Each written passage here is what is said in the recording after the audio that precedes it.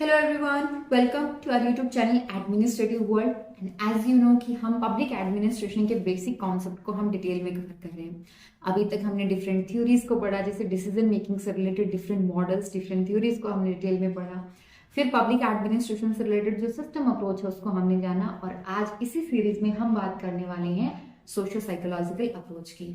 जो लोग हमें नहीं जानते उनको मैं बता दूं, एडमिनिस्ट्रेटिव वर्ल्ड पब्लिक एडमिनिस्ट्रेशन के फील्ड में हमेशा से ही क्वालिटी कंटेंट आपके लिए लेकर के आता रहा है। जल्दी हम अपने बाकी सब्जेक्ट्स को लेकर के, जैसे सी सेट को लेकर के, पॉलिटिकल साइंस को लेकर के हम अपनी सीरीज को स्टार्ट करने वाले हैं, बिकॉज ऑलरेडी हम पब्लिक एडमिनिस्ट्रेशन से रिलेटेड काफी कुछ कवर कर रहे हैं। जो लोग फर्स्ट टाइम ज्वाइन कर रहे हैं उनके लिए कि हिंदी में भी मटीरियल अब अवेलेबल हो चुका है, तो अब आपने बस सब्सक्राइब करना है और जो भी लेटेस्ट वीडियोज आती हैं उनको आप फटाफट से देख सकते हैं। And you can join us on Telegram also, वहां पे डेली बेसिस पे आपको लेटेस्ट अपडेट्स प्लस न्यूज़पेपर मिल जाता है। ये तो हुआ इंट्रोडक्शन। अब आते हैं अपनी मेन टॉपिक पे, that is socio psychological approach. क्या चीज है ये, बेसिकली किस तरीके की अप्रोच है, क्या क्या हमें जानना है इसके बारे में। मोस्टली क्या होता है ना, हमें साइंटिफिक मैनेजमेंट समझ में आता है, हमें ह्यूमन रिलेशन समझ में आता है, हमें थोड़ा बहुत सिस्टम अप्रोच भी समझ में आ जाता है। पर जब हम बिहेवियरल अप्रोच की और सोशो साइकोलॉजिकल अप्रोच की बात करते हैं ना, तो थोड़ा सा मुश्किल होता है कि ये क्या चीज़ है, ये अलग कैसे है, इसमें समझ नहीं आ रहा। तो सोशल साइकोलॉजिकल में दोनों वर्ड्स को समझो, सोशल एंड साइकोलॉजिकल। यानी सोशल जो बाहर हो रहा है, साइकोलॉजिकल जो मन के अंदर हो रहा है, यानी कि इंसान क्या सोच रहा है, कैसा महसूस कर रहा है, क्या चाहता है, और सोसाइटी उससे क्या करवाना चाह रही है, सोसाइटी में किस प्रकार का प्रेशर, किस प्रकार का रोल उसके लिए डिफाइन किया गया है। तो यहाँ पर हम इंडिविजुअल बेसिस पे काम कर रहे हैं, हमने ऑर्गेनाइजेशन के बेसिस पे नहीं, अब हम इंडिविजुअल के बेसिस पे हम सोच रहे हैं कि एक इंसान क्यों मोटिवेट होता है काम करने के लिए, कैसे हम उसको मोटिवेट कर सकते हैं, और क्या चीज है जो उसके लिए ट्रिगर का काम करती है। ठीक है जी। तो सोशल साइकोलॉजिकल जो अप्रोच है, ये एक टूल है जिससे आपको ऑर्गेनाइजेशन को समझने में हेल्प मिलती है। कैसा ऑर्गेनाइजेशन, ऑर्गेनाइजेशन एक मैकेनिकल ऑर्गेनाइजेशन नहीं, एक सोशल साइकोलॉजिकल सिस्टम की तरह। तो सोशल साइकोलॉजिकल सिस्टम में क्या हो रहा है, यहाँ पे इंडिविजुअल पे फोकस किया जा रहा है, यानी ह्यूमन साइड पे हम फोकस कर रहे हैं।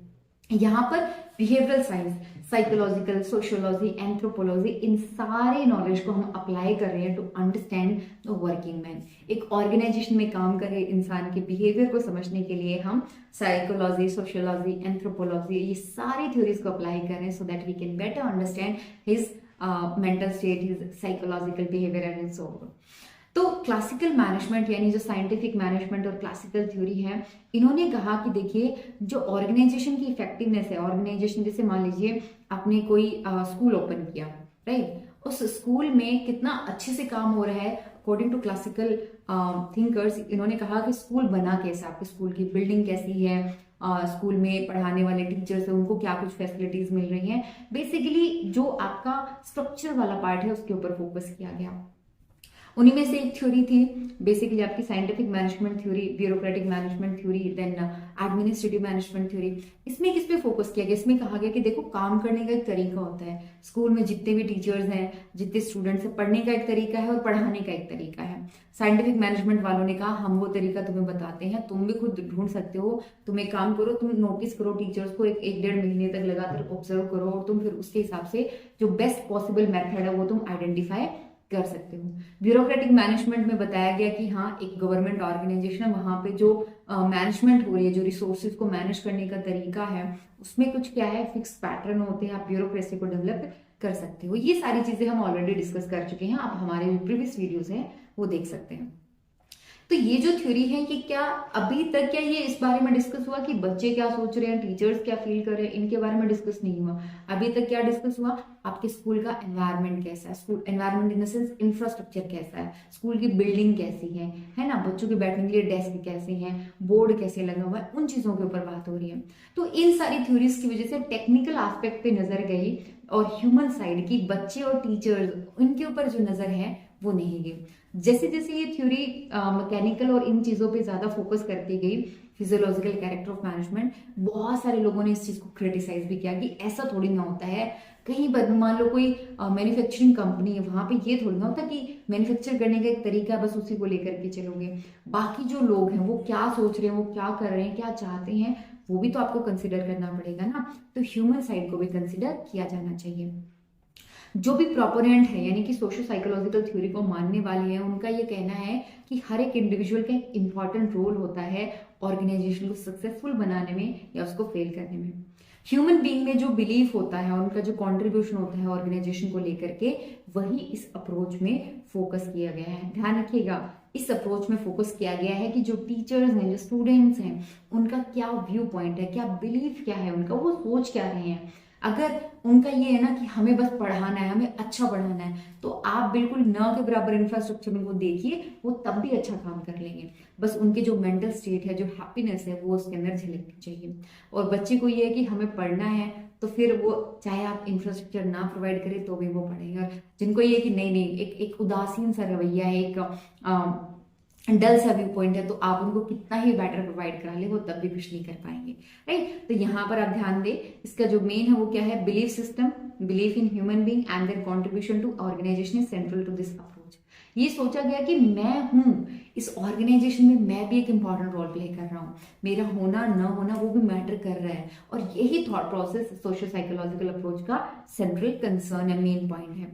तो इसमें फोकस किया गया, जो मुझे लगेगा मैं इंपॉर्टेंट, इट मीन्स मेरी नीड्स का भी तो ध्यान रखा जा रहा है, मेरी टाइम नीड्स का, क्या चीजें हैं जो मुझे मोटिवेट करती हैं, मेरे बिहेवियर, एटीट्यूड, इन सब पे जो है सोशल साइकोलॉजिकल अप्रोच फोकस करती है। साथ ही इस चीज पे ध्यान देती है कि क्यों इंडिविजुअल ऐसे बिहेव करते हैं जैसे वो कर रहे हैं। जैसे अगर मान लो कोई पर्सन है, उसको बहुत जल्दी गुस्सा आ रहा है, तो ये अप्रोच समझने की कोशिश करेगी कि उसको बहुत जल्दी गुस्सा क्यों आ रहा है, डिसीजन लेने का तरीका उसका ऐसा क्यों, उसके लीडरशिप ट्रेड्स कैसे हैं, वो कैसे लीड कर रहा है चीजों को, है ना। सोशल साइकोलॉजिकल और सोशल फैक्टर्स जो हैं, वो कौन कौन से फैक्टर्स उनको इन्फ्लुएंस कर रहे हैं। एक मैनेजर को मदद मिल जाती है मोटिव्स को समझने में, एम्प्लॉयज के बिहेवियर को समझने में, और इससे क्या होगा, फाइनली हमारे जो ऑर्गेनाइजेशन के टास्क है, जो ऑब्जेक्टिव्स हैं, हम अच्छे से अचीव कर पाएंगे। ये थ्योरी जो है वो बिहेवियरल एस्पेक्ट को ज्यादा फोकस करती हैं और ये बताती हैं कि कैसे इन थ्योरीज की मदद से इस तरीके से बिहेवियर को समझ करके हम ऑर्गेनाइजेशन को और भी ज्यादा बेहतर तरीके से समझ सकते हैं। इसमें इंपॉर्टेंट थिंकर्स कौन कौन से आते हैं, तो Abraham Maslow, Douglas McGregor, Frederick Herzberg, इन सब का बात है। और ये तीनों ही जाने जाते हैं मोटिवेशन थ्योरी के लिए, प्रेरणा के सिद्धांत के लिए। अब्राहम मास्लो ने बताया था कि हमारी नीड्स की ना एक हायरार्की होती है। हम सबसे पहले शुरू करते हैं बिल्कुल अपनी बेसिक नीड्स से। भी कोई भी पर्सन जॉब करेगा तो उसकी बेसिक नीड क्या है, सैलरी अच्छी होनी चाहिए, जगह अच्छी हो।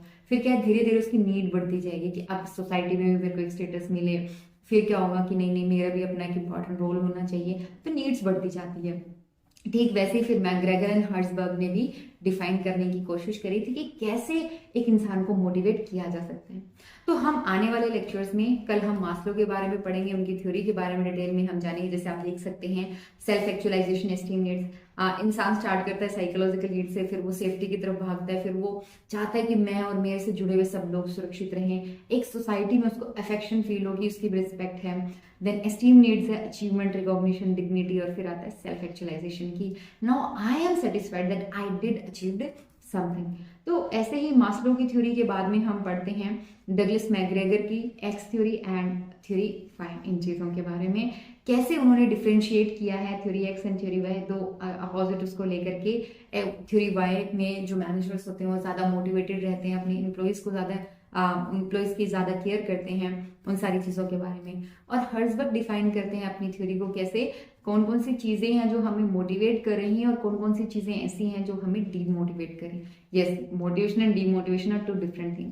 अगर मोटिवेशन वाली चीजें प्रेजेंट है तो वो मोटिवेट करेंगे, नहीं प्रेजेंट है तो वो मोटिवेट नहीं करेंगे। डीमोटिवेशन वाली चीजें अगर प्रेजेंट है तो डीमोटिवेट करेंगे, अगर नहीं प्रेजेंट है तो डीमोटिवेट नहीं करेंगे। इसका मतलब ये नहीं है कि अगर कोई चीज प्रेजेंट है मोटिवेशन वाली, अगर वो प्रेजेंट है तो मोटिवेट रहोगे, नहीं प्रेजेंट है तो आप डीमोटिवेट हो जाओगे।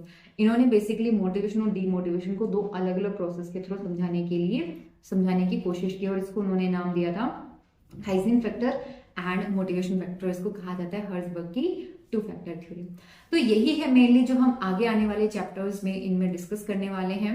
अभी मेन फोकस हमारा यही है कि हम आपको पब्लिक एडमिनिस्ट्रेशन से रिलेटेड जो बेसिक कॉन्सेप्ट है वो हम आपको कवर करा सकें। और आप लोगों के लिए है कि जो लोग आगे चल करके PSIR political science and international relation से रिलेटेड स्टडी करना चाहते हैं, या आपके कोई फ्रेंड हैं जो इस सब्जेक्ट को स्टडी करना चाहते हैं, तो उनको भी आप हमारे जो चैनल है एडमिनिस्ट्रेटिव वर्ल्ड वो शेयर कर सकते हैं। साथ ही साथ आप हमारे टेलीग्राम चैनल से जुड़ करके हमसे डायरेक्टली कनेक्ट हो सकते हैं। ओके जी, और कोई डाउट हो कमेंट सेक्शन आपका अपना है, बिल्कुल फील फ्री एंड कमेंट करके बताइए।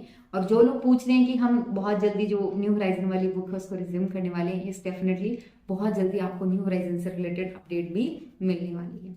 टेक केयर, आज के लिए बस इतना ही, ख्याल रखिए अपना, कल मिलते हैं, टेक केयर एंड बाय।